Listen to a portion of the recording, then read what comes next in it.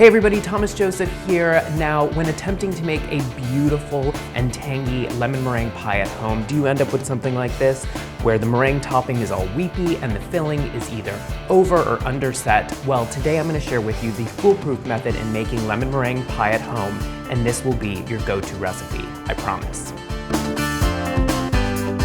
All right, so to get started, I'm going to make the lemony filling. Now, the one really important ingredient here when making a lemon meringue pie filling is using enough starch or thickener to give you a really great consistency, but not using too much where you get something that's almost like jello-like. That's not what you're looking for. You're looking for something that's creamy, but also is sturdy so that you could slice a piece of pie. So I have 1/4 cup of cornstarch here, and cornstarch is really great for thickening curds and custards and puddings.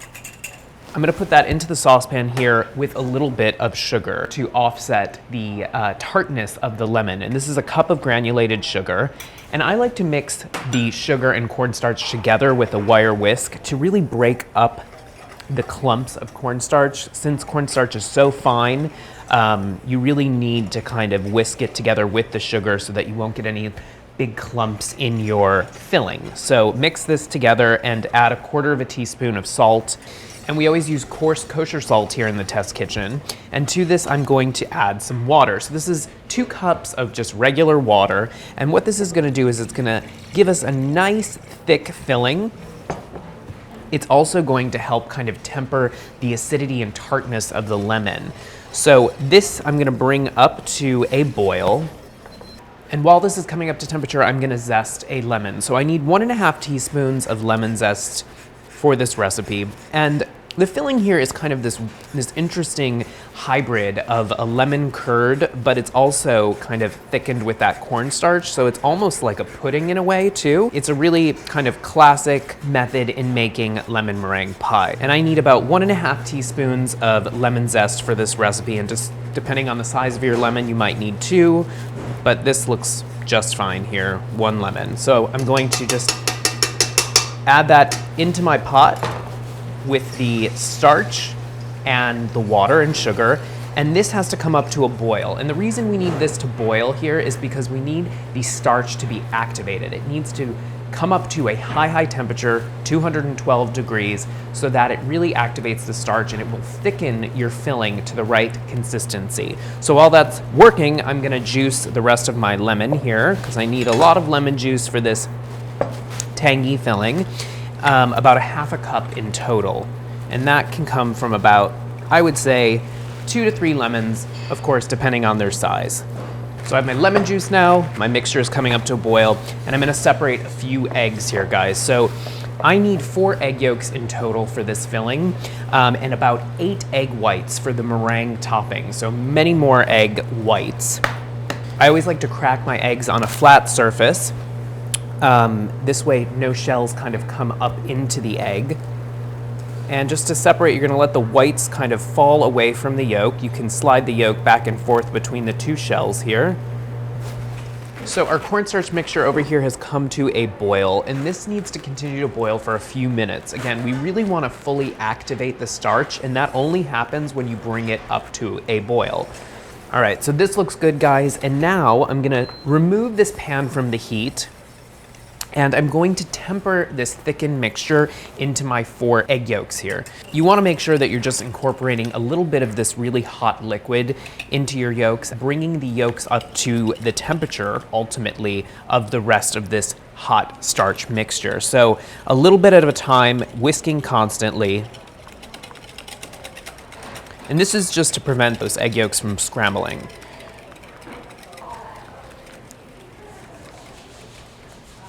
Once you get the yolks and the starch mixture combined, you're gonna go right back into this same pot here. And I need to bring this back up to a boil for about a minute. Now, the reason you can't start with egg yolks in the starch mixture is because egg yolks will kind of degrade and break down and curdle. So they really only need a little bit of time on the heat to really thicken and lend the richness to this filling that we're looking for. So this shouldn't take very long since the mixture is nice and hot. You wanna make sure that you're whisking constantly so the bottom of the pan doesn't scorch. The mixture is coming up to a boil here, And again, I just want to boil this for about a minute. So this looks good. I'm going to turn the heat off, remove the pan from heat, and I'm gonna add the lemon juice now. And the reason we're adding the lemon juice off the heat is to preserve that really fresh flavor. We really want the wonderful acidity and tartness and fresh lemon flavor to come through, so we don't wanna cook it. So once this is whisked in, then I'm going to add 4 tablespoons of unsalted butter. And this is pretty much at room temperature, guys. And you just wanna whisk this in a little bit at a time, and this will end up giving you a really beautiful, shiny filling. Now, classically, a lemon meringue pie uses a pastry crust, and that's what I have here today. This is a basic pie dough crust, pâte brisée. And once the butter is melted into the filling, you're gonna pour, while it's still hot, right into your prepared blind baked crust. You can see how well baked this is. It's not white, there's no uncooked spots on the pie shell, and you wanna make sure that the crust is fully baked here, guys, because this is not going back in the oven. This is going right into the refrigerator, and I need to chill this now for about 6 hours or up to overnight. And you really wanna make sure that you're chilling the filling completely so it's nice and set. Now with puddings and curds and fillings like this, we like to cover the top with plastic wrap directly so that it doesn't form a skin on top of the pie. So now this needs to go into the refrigerator for about 6 hours up to overnight. So this is kind of best to do the day before you're planning on serving it. All right, guys, so the lemon filling is in the refrigerator chilling until it's nice and set. I have 8 egg whites here, and these are at room temperature. And to this, I'm gonna add 3/4 of a cup of granulated sugar. Now, I am making a Swiss meringue today for the top of the lemon meringue pie. And the reason why is because when you heat the egg whites and the sugar together, and you really dissolve the sugar into the egg whites, it creates a more stable meringue. A lot of lemon meringue pie recipes have you making a French meringue, which is just done at room temperature. And I think what happens there is that you run the risk of having sugar granules that are undissolved in your meringue, and that creates weeping. You don't want this to be rapidly boiling. You just want simmering water underneath is gonna gradually melt the sugar into the egg whites. Now, to really know if that has happened, just dip your fingers into the mixture and you shouldn't feel any grittiness in between your fingers, okay? That's when you know that the sugar is completely dissolved. Then you know that your mixture is ready now to be whipped into nice, beautiful peaks. So I'm gonna attach this bowl right onto my stand mixer. I'm gonna turn this on medium speed here and really whisk this egg white mixture up to nice peaks. To this, I'm gonna add a little bit of cream of tartar. Now, cream of tartar is a form of acid that helps keep a nice stable meringue. So 1/4 teaspoon will do a great job here in making sure we have nice, lofty, silky peaks. All right, let's check this out.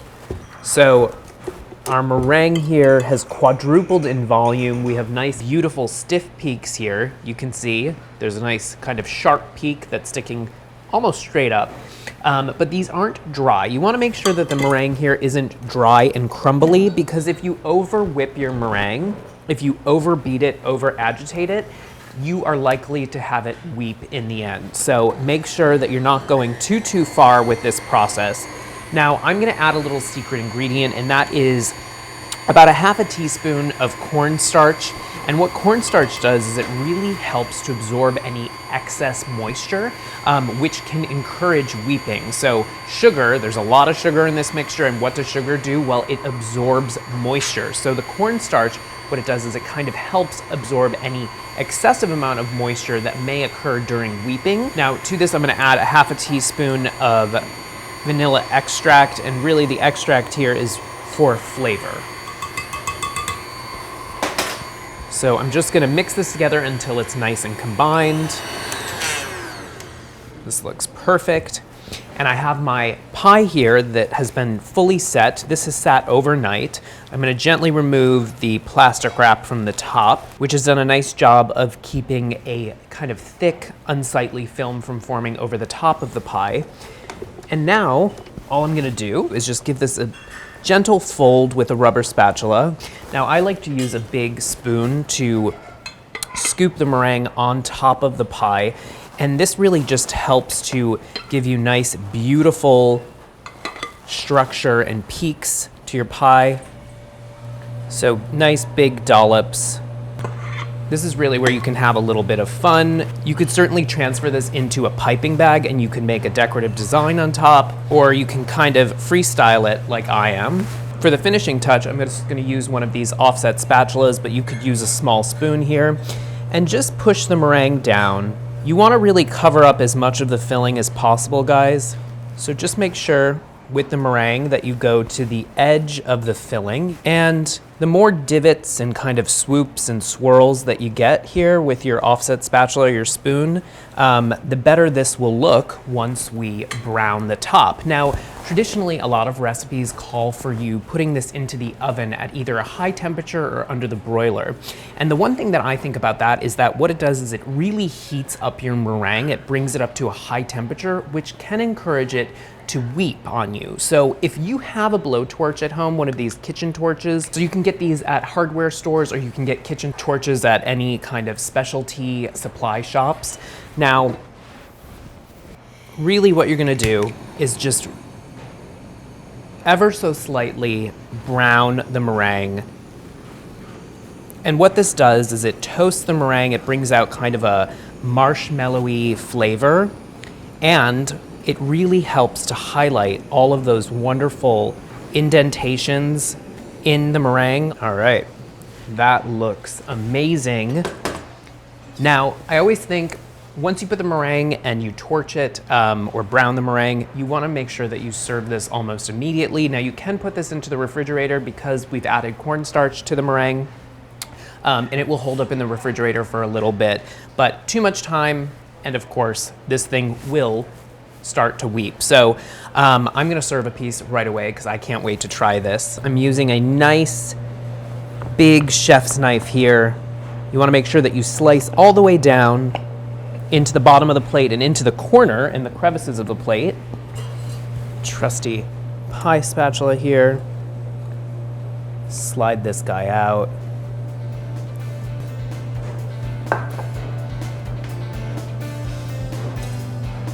So there you go, guys, a perfect slice of lemon meringue pie. Now, as always, if you have any kitchen conundrums, any baking conundrums, reach out to us using the hashtag kitchen conundrums. We love to hear from you, and hey, enjoy your lemon meringue pie. And as always, guys, click like and subscribe.